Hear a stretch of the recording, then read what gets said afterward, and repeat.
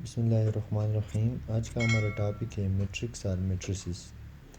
A matrix is basically a rectangular array of numbers in rows and columns۔ یہ matrix کی definition ہے، اور matrix میں جو روز ہے ان کو ہم m سے ریپرزینٹ کرتے ہیں اور کالم کو n سے ریپرزینٹ کرتے ہیں۔